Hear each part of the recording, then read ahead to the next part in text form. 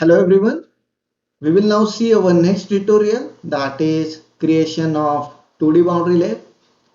So all of you know that while post processing your FEA result, sometimes we need the strains or the stresses from particular location.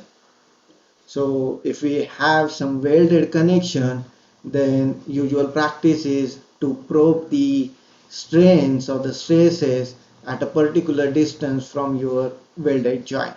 And the reason is in the testing we are putting some strain gauges there and we are finding the strain values, and we need to just cross verify those results with our FEA results, and for that we need to have the results or the FEA results available at that location.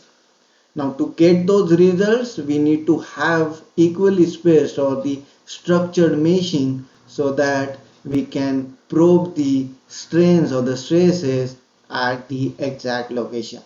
So the creation of the structure layer or the 2D boundary layer is needed, and we will now see in this tutorial how to create those 2D boundary layers. So let's begin. You can see here this is our CAD model. So there are two plates. So this is plate 1 and this one is plate 2, and this is the weld part which is connecting our plate 1 and plate 2. So what we want is we want a 2D boundary layer around this weld part so that while post processing the results we can use or we can probe the strains or the stresses at the required location. So you can see here we have done some tagging.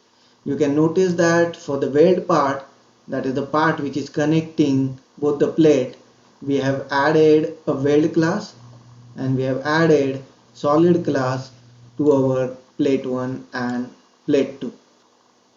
So this is our CAD model. Let's now see some details about abstract model file. You can see here I have opened the abstract model file, and you can see this abstract model file contains a relation between your solid class and weld class. So I'll just use the closure entity of this relation, that is prune 1D of Ri solid weld, for creating 2D boundary layer attribute. After that, in the meshing tab, I'll just go here in the create, then I'll just select structure layer, then 2D, and I'll just select specific height. So this will open my attribute editor. Now in this attribute editor, I'll not set any destination faces. Maybe I'll just set my layer heights, that is the number of layers and the height of each layer what I want. So that details I'll just put here. Maybe I'll just click on edit, and after that it will ask me to add a value. So I want 3 layers, so maybe I'll just put, or I'll just add 3 rows, and the height of each layer what I want is, maybe I'll put 1.5 for the first layer, 1.5 for the another layer, and maybe 2 mm for the third layer. So this way what I'm saying is I want 3 layers, and the height of first layer is 1.5 mm, the second layer is 1.5 mm, and the third one is having 2 mm height. So this is what the details I have specified here, and with this I'll just click on OK, and I'll just click on apply and close. So this way I have created a 2D boundary layer attribute. We will now create a simulation model and we will see what happens to mesh because of this attribute. So all of you know that for creating simulation model we need to just click on this icon, that is simulation model. Then it will ask for the CAD model which is to be linked. Then I'll just click on this plate assembly and I'll just click on open. So this will create our simulation model. So you can see here on my screen our simulation model is ready. Now I'll directly click on the meshing icon, that is I'll just start my meshing, and we'll now see how exactly the mesh looks like near the weld surface. So you can see here mesh is created, and you can see near a weld part we can see some structured layers. So maybe I'll just open this attribute and maybe I'll just switch it to geometry mode. Now if you see, when I'm clicking on pruned 1D of RI solid weld, then you can see it is highlighting some edges. So these are the geometrical entities, that is edges, on which we have specified this 2D attribute. So what software is doing? Software is putting 2D boundary layers from these edges on all the possible faces, which will have the height of 1.5, 1.5 and 2. So if I switch to mesh mode, then you can see from that edges, that is the edges corresponding to pruned 1D of RI solid weld, you can see some layer software has put based on the values whatever we have given. Now note that we have not put any destination faces, and that's the reason software has put the layer on all the faces wherever it is possible. But let's say if we want to have a 2D layer only on this face, then we'll have to set a corresponding entity here in the destination faces. So maybe we will see that.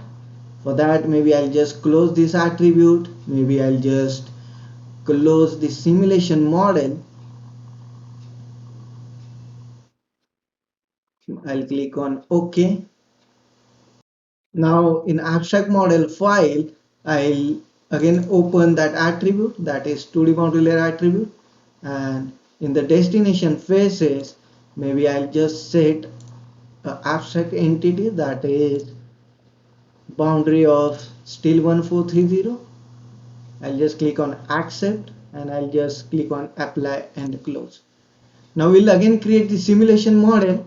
We will now also create the mesh, and we will now see how the mesh is created near the welding region. So I'll just click on this meshing icon, and you can see now this 2D layer, those are generated only on this face.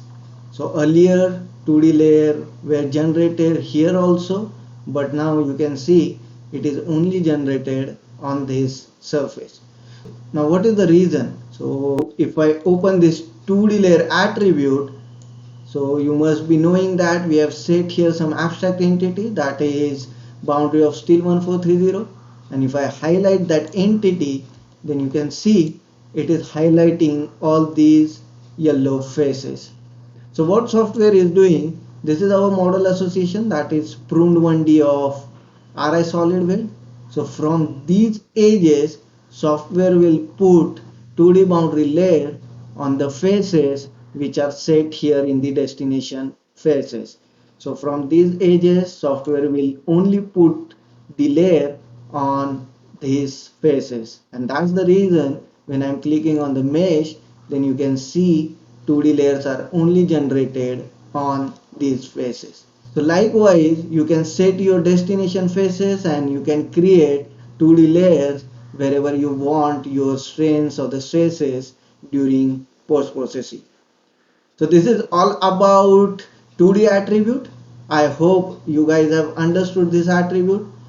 We also have a meshing guide where you will find more details about this attribute. So I would request all of you to go through that. And still, if you have any questions, then please feel free to contact at support@novusnexus.com and we'll get back to you accordingly. We will now meet in next tutorial. Till then, have a good day. Bye.